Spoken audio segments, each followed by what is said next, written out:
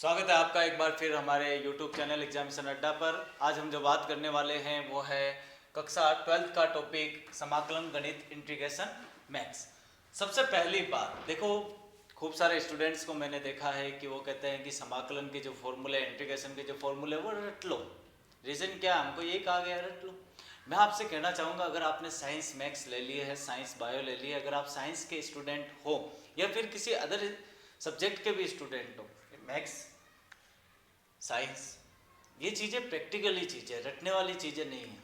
दिल्ली हमारी राजधानी है, ये रटना है।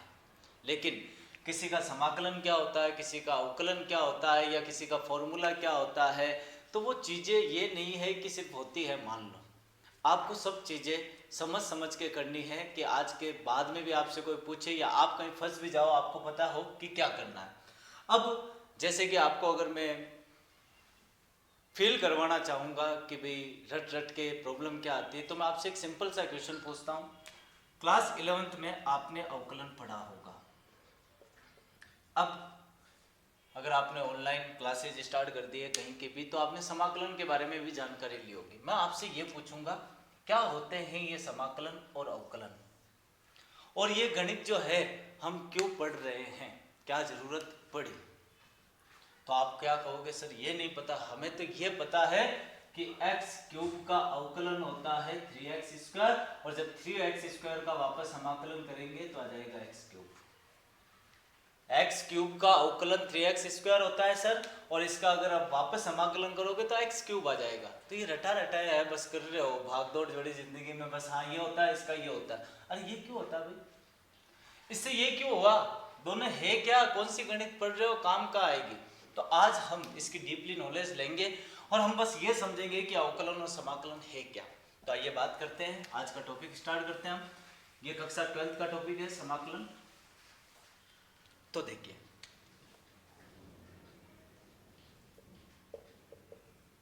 अवकलन समाकलन, इन दोनों के बारे में हम पढ़ते हैं। अगर मैं आपसे ये कहूं कि पहले गणित कौन सी आई, ये दोनों गणित की शाखाएं हैं, पार्ट्स है मैथ्स के। तो अगर मैं आपसे ये कहूं कि सबसे पहले क्या आया, तो आप कहोगे समाकलन। भले आपने 11th में अवकलन पढ़ा होगा, लेकिन जो डिस्कवरी हुई थी या जिसको यूज करना पहले स्टार्ट हुआ था वो था समाकलन।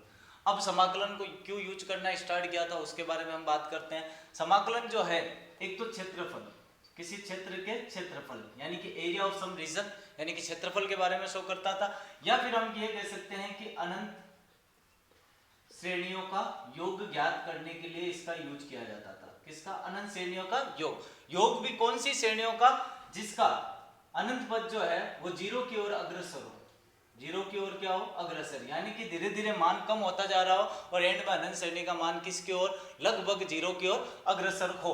तो ऐसी ये समस्या सोल्व करने के लिए किसका प्रयोग किया जाता था, समाकलन का प्रयोग किया जाता था। तो पहले कौन सी गणित आई थी, समाकलन गणित। बाद में कौन सी है, अवकलन गणित। अवकलन गणित की मैं यहाँ ज्यादा बात नहीं कर पाऊंगा क्योंकि ये आपने क्लास 11th में पढ़ रखा है। अब हम बात करते हैं कि सर चलो ठीक है, एक्स क्यूब का अवकलन जो होता है, अवकलन ज्ञात करें तो 3x स्क्वायर होता है, और अगर 3x स्क्वायर का वापस समाकलन करूं तो एक्स क्यूब होता है। कैसे होता है वो हम बात करेंगे, जो लोग पढ़े चुके हैं पहले उनके लिए मैं बात कर रहा हूं, होता है। लेकिन ये अवकलन और ये समाकलन है क्या, तो हम बात करते हैं, समझते हैं इसको। तो अवकलन क्या है, अवकलन जब हम किसी भी फलन, जैसे fx ले लो, फलन के बारे में आपने पढ़ लिया होगा एक्सरसाइज नंबर 2 क्लास 11th की, तो फलन के बारे में भी आपने ज्यादा बात कर ली होगी, इसलिए मैं ज्यादा बात नहीं करूंगा।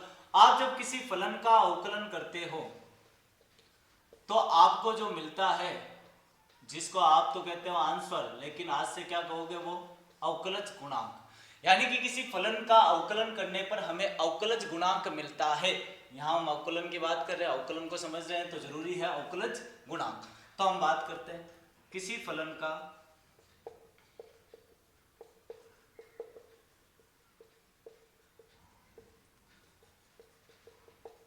अवकलज गुणांक,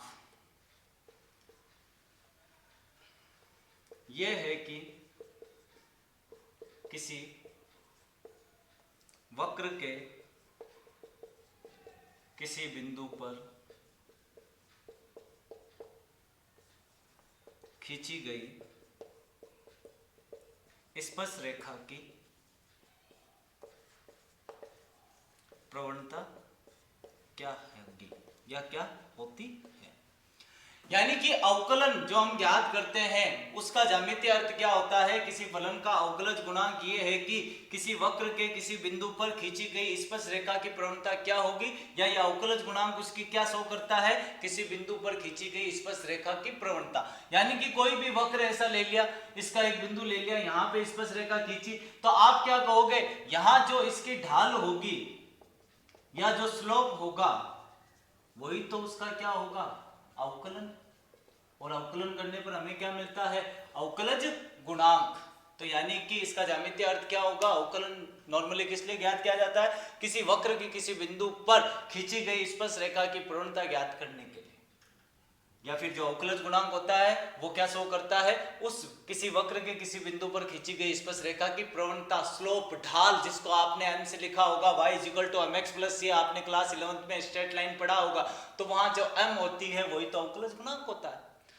अब दूसरी बात करते हैं हम समाकलन की, कि सर फिर समाकलन क्या शो करता है, समाकलन किस लिए निकाला जाता है। तो मैंने पहले ही कहा, क्षेत्रफल या अनंत श्रेणी जो है उसके अनंत पदों का योगफल ज्ञात करने पे, अब आपको मैं कहूं क्षेत्रफल, तो देखो क्षेत्रफल भी खूब भागों में बटा होता है। आप आगे जब जाओगे तो आप ग्राफिकल मेथड से निकालना सीखोगे क्षेत्रफल। वहां क्या होता है, छोटे छोटे टुकड़ों का योग करके ही तो क्या निकाला जाता है, क्षेत्रफल। यानी समाकलन एक तरह से कलन है, यानी योग है, समझ गए, सम्मिशन है। तो ये क्या कहेंगे हम, समाकलन का ज्यामितीय अर्थ किसी क्षेत्र के क्षेत्रफल के बराबर होता है।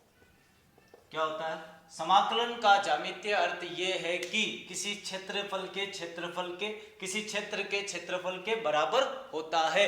तो इसलिए हम क्या ज्ञात करते हैं, समाकलन करते हैं। क्या करते हैं, समाकलन। और समाकलन एक प्रोसेस है, समाकलन गणित क्या है अभी हम बात करते हैं।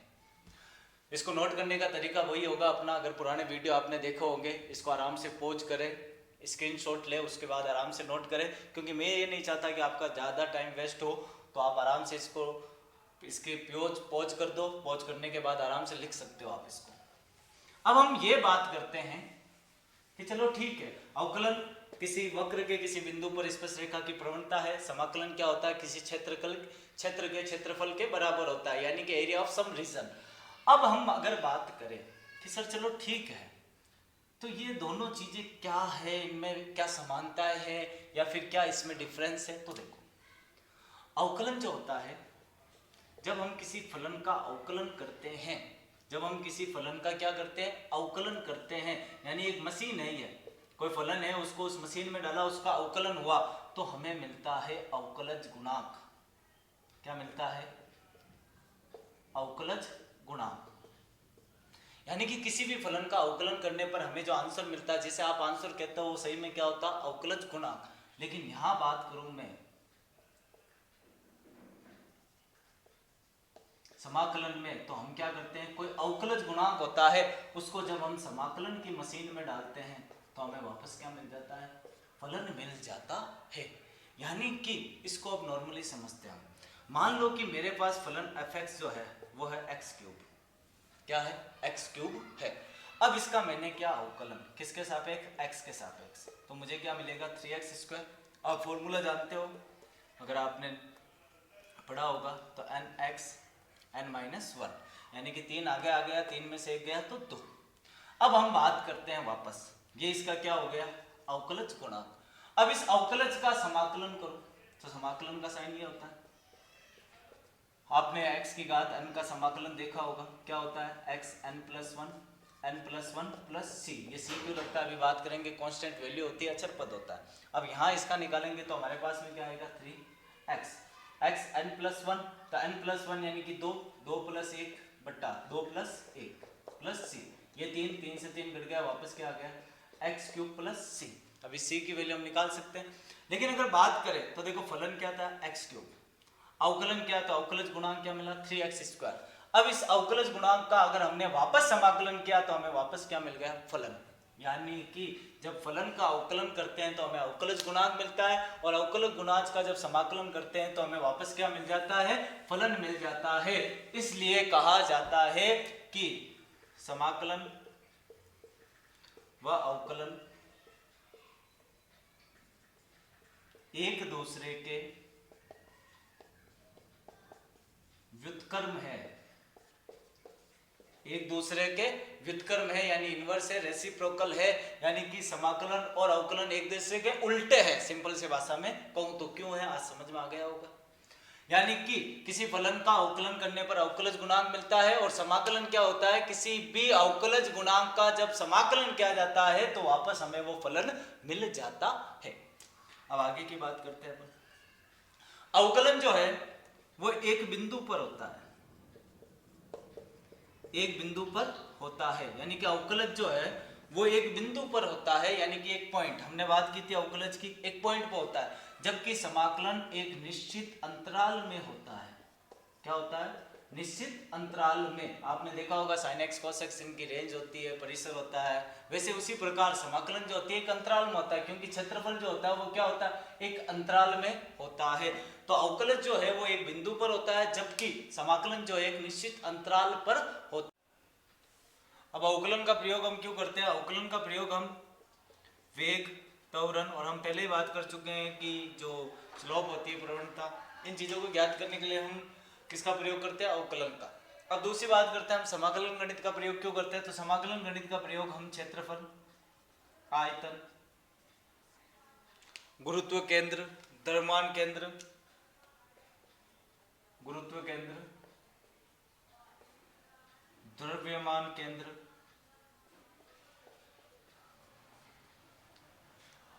और भी बहुत सारी भौतिक राशियां हैं जो इसकी सहायता से हम ज्ञात करते हैं। जो महत्वपूर्ण थी वो है क्षेत्रफल, आयतन, गुरुत्व केंद्र, द्रव्यमान केंद्र, या फिर मैं ये कहूं कि अवकल समीकरण, क्योंकि हमारे कोर्स में इसलिए मैं यहाँ पे लिख रहा हूँ अवकल समीकरणों का हल ज्ञात करने के लिए, का हल, वक्रीय समीकरण भी होती है, मैंने यहाँ पे क्या लिखा, अवकल समीकरण। तो अवकलन का प्रयोग वेग व त्वरण ज्ञात करने के लिए किया जाता है, और समाकलन गणित का प्रयोग हम पहले बात कर चुके हैं स्टार्टिंग में कि समाकलन गणित का प्रयोग एक तरह से योग है, किस पे, वैसे ये कलन पर, कलन मतलब योग। तो यानी कि समाकलन गणित की अगर परिभाषा कहे कि समाकलन गणित होती क्या है, तो हम क्या कहेंगे, समाकलन गणित गणित की वह शाखा है जिसमें कलन तथा उसके प्रयोगों या उसके उपयोगों से क्षेत्रफल, आयतन, गुरुत्व केंद्र, द्रव्यमान केंद्र ज्ञात किए जाते हैं, तथा अवकल समीकरण व वक्रीय समीकरणों का हल ज्ञात किया जाता है। ऐसी गणित जिसमें ये सब चीजें हो, क्षेत्रफल, आयतन, गुरुत्व केंद्र, द्रव्यमान केंद्र कलन की सहायता से ज्ञात किया जाता हो, तथा जिसमें अवकल समीकरण के हल तथा वक्रीय समीकरण के हल के बारे में पढ़ा जाता है, वह गणित समाकलन गणित कहलाती है। तो आप समझ में आ गया होगा अवकलन और समाकलन में फर्क। और एक और इंपॉर्टेंट इनमें डिफरेंस जो होता है वो क्या होता है, अवकलन यानी कि यहां से 200 किलोमीटर दूर, 500 किलोमीटर दूर कोई भी बैठा हो, अगर उसको हम कहेंगे कि एक फलन है उसका डिफरेंशिएशन करो, यानी कि उसका अवकलन ज्ञात करो, तो हमेशा दोनों कहीं पे भी कोई भी आंसर निकालो उनका सेम आएगा, यानी अद्वितीय आंसर आता है, यूनिक होता है आंसर, यानी कि हम करें या कोई और करे आंसर सेम आता है। जबकि समाकलन में जो आंसर आता है, जो सॉल्यूशन होता है, जो हम ज्ञात करते हैं, वो कभी भी जरूरी नहीं है कि यूनिक हो, यानी कि यह अद्वितीय नहीं होता है, अद्वितीय नहीं होता है, क्योंकि इसमें पीछे अचर भी आता है, तो अचर भी वेरिएबल करता है, और खूब सारे टाइप से, अलग अलग टाइप से करेंगे तो अलग अलग समाकलन प्राप्त हो सकते हैं। मतलब अवकलन जो है वो किसी भी फलन का अद्वितीय होता है, लेकिन समाकलन अद्वितीय हो ये जरूरी नहीं है, यूनिक हो ये जरूरी नहीं है, अलग भी आंसर आ सकता है। तो ये वही बात हमारे समाकलन और अवकलन में डिफरेंस की, और ये सही में है क्यों और हम इसको करते क्यों। अब हम बात करते हैं समाकलन की, और आगे की बात जो समाकलन हमारे हैं, देखो अगर समाकलन को आपने सिर्फ एक्सरसाइज वाइज पढ़ा है या फिर बस रट लिया है कि 10x का समाकलन ये होता है 1/√a² - x² का ये होता है, तो होता है, बस रट लो, रटाफिकेशन काम नहीं आने वाली। क्यों? क्योंकि ना 9.7 तक एक्सरसाइज है राजस्थान बोर्ड की बुक में। अब कहाँ से क्वेश्चन आया खुद को ही नहीं पता चलेगा। क्यों? क्योंकि हम बात करें समाकलन के बहुत सारे प्रकार हम पढ़ेंगे, चरों के प्रतिस्थापन द्वारा, या फिर त्रिकोणमितीय फंक्शन है उनके प्रतिस्थापन द्वारा, या फिर हम खंडश अवकलन पढ़ेंगे यानी कि पार्ट्स करके उनका भी पढ़ेंगे, या फिर अपन बात करें कि हम अलग अलग डिवीजन करके भी समाकलन ज्ञात करेंगे। तो वो सारी चीजें, और कुछ जगह हम स्टैंडर्ड फॉर्मूले भी यूज करेंगे। तो ये सब चीजें फिर क्या होगा कि हमारे दिमाग में, हम एक्सरसाइज पढ़ेंगे तब तक तो सब सेट है, लेकिन जैसे एक्सरसाइज कंप्लीट होगा फिर कोई कहेगा कि वापस क्वेश्चन करो, तो फिर यहाँ सब अनसेट है। क्यों? क्योंकि हमको सबसे पहले तो ये नहीं पता कि हमने समाकलन किया, ऐसा ही क्यों किया हमको नहीं पता, हमने कहीं डिवाइड किया क्यों किया हमको नहीं पता, कहीं पे हमने x की वैल्यू ये रखी, कहीं पे ये रखी, क्यों किया हमको नहीं पता। क्यों? क्योंकि हमने गहराई में गई नहीं, हमको पता ही नहीं क्यों होता है, कैसे होता है। किसी का फॉर्मूला ऐसा आया तो क्यों आया, 10x का समाकलन ऐसा होता है तो क्यों होता है, हमको पता ही नहीं। देखो अवकलन की बात हम ज्यादा यहाँ नहीं करेंगे, क्योंकि अवकलन आप पिछली बार पढ़ चुके हो तो आपको पता होगा क्यों आया, कैसे आया। लेकिन समाकलन की हम बहुत डीपली बात करने वाले हैं, क्यों, कैसे, कैसे सवालों को कैसे अटेम्प्ट करना है। क्योंकि पढ़ना इजी है लेकिन मार्क्स लाना बहुत ही कठिन है इसमें। तो समाकलन हमने स्टार्ट में क्या बात की, क्या अवकलन और समाकलन एक दूसरे के व्युत्क्रम है। समझ गए आप? अवकलन करते हैं तो अवकलज गुणांक आता है, और समाकलन में उस अवकलज गुणांक का जब हम वापस समाकलन करते हैं तो वापस हमें क्या मिलता है, फलन। यानी कि कोई फलन है fx, अगर मुझे इसका समाकलन करने का कहेंगे तो मैं इस प्रकार करूंगा, dx के सापेक्ष मान लो कि मुझे ये समाकलन, ठीक है। यानी कि कोई फलन fx है, उसका हमने x के सापेक्ष समाकलन करना है तो हमें क्या मिला, fx मिला। जिसका हम समाकलन करने वाले हैं उसको कहते हैं समाकल्य, ठीक है। और जो हमें प्राप्त होता है उसको कहते हैं समाकल। इसलिए आपको बताओ तो मैंने ये वर्ड यूज किया था कि समाकल जो होता है वो एक विशिष्ट अंतराल में होता है, किसी बिंदु पर नहीं होता है, विशिष्ट अंतराल में होता है। तो इसको क्या यूज किया हमने, समाकल। यानी कि जिस फलन का हम समाकलन कर रहे हैं वो समाकल्य, और जो हमें मिलता है वो समाकल। देखो जब अवकलन की बात की थी हमने इसके साथ में, तब तो हमने अवकलज गुणांक कहा था। अब अवकलन यहाँ है नहीं, हम किसकी बात कर रहे हैं, समाकलन की। तो जिसका समाकलन हो रहा है वो समाकल्य, और जो हमको मिल रहा है वो समाकल। और ये जो प्रक्रिया है, ये पूरी प्रक्रिया कहलाती है समाकलन। क्या कहलाती है, समाकलन। और समाकलन गणित की परिभाषा हम पहले देख चुके हैं। अब कुछ स्टैंडर्ड फॉर्मूला हम यहाँ पे देखेंगे। तो देखो आइए, आपको अवकलन सबके याद होने चाहिए। एक बार मैं अवकलन लिख भी दूंगा, जैसे कि इधर मैं अवकलन लिख रहा हूं, उधर समाकलन लिखूंगा।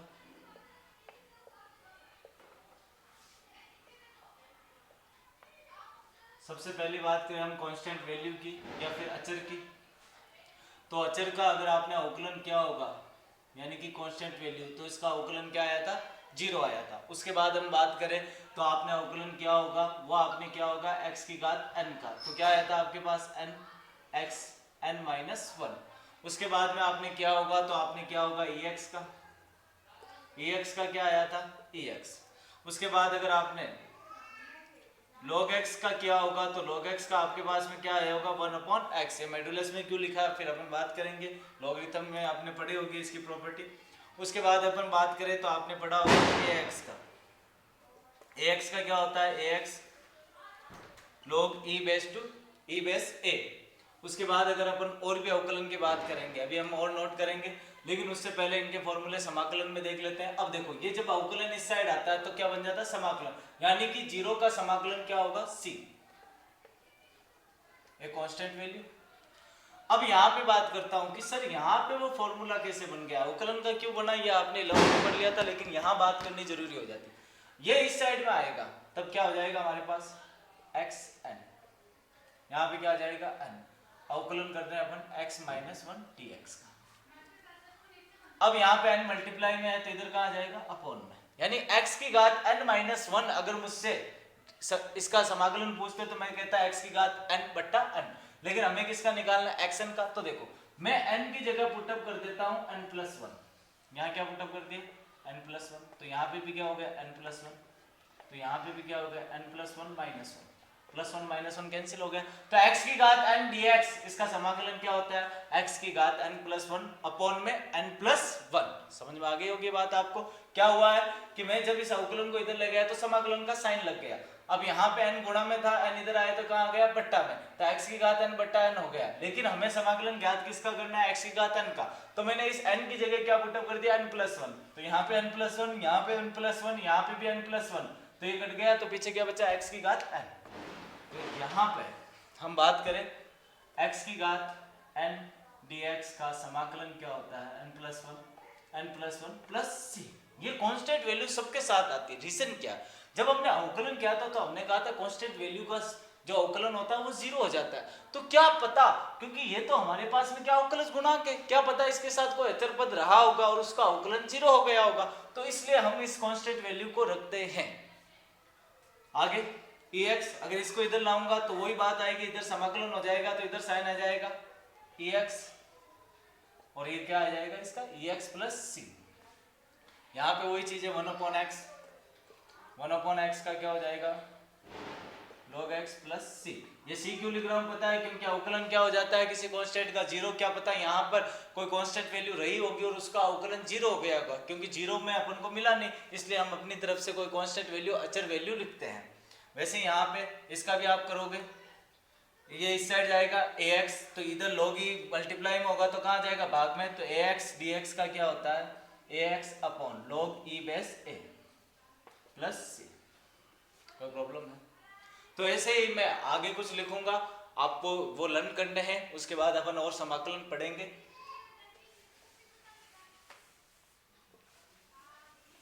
तो आप अपनी बुक में ढूंढना, आगे की वीडियो में और बात करेंगे हम, जैसे कि sin x, अवकलन करते हैं पहले। sin x का आपको पता होगा क्या होता है, cos x, cos x का आपको पता है क्या होता है, माइनस sin x। वैसे आपको सबके फॉर्मूले याद करके लिखने हैं। अगर आप ये ढूंढ सको क्यों होते हैं तो सबसे बढ़िया है, क्योंकि यहाँ क्यों का जवाब मिल गया तो आगे देना ही नहीं पड़ेगा। sin x का cos x का माइनस sin x, tan का sec square x, cot x का माइनस cosec स्क्वायर x। मैं अभी अब समाकलन मिटा दिया मैंने, आपको ये लर्न करने हैं। आगे की बात करें हम cot x के बाद में मैं लिख दूं sec x का आपने पढ़ा होगा sec x tan x। उसके बाद अगर हम बात करें किसका, cosec x का आपने पढ़ा होगा minus cosec x cot x। मैं लिख देता हूँ एक बार, यहाँ पे क्या आ जाएगा cos x का क्या होता है minus sin x, tan x का क्या होता है sec square x, cot x का क्या होता है minus cosec square x, sec x का क्या होता है sec x tan x, और cosec x का क्या होता है minus cosec x cot x। उसके बाद में आपके पास में sin इनवर्स x का भी अवकलन क्या होगा, अपने sin इनवर्स x का क्या होता है 1/√1 minus x square. cos inverse x की बात करोगे तो माइनस आ जाता है sin इनवर्स x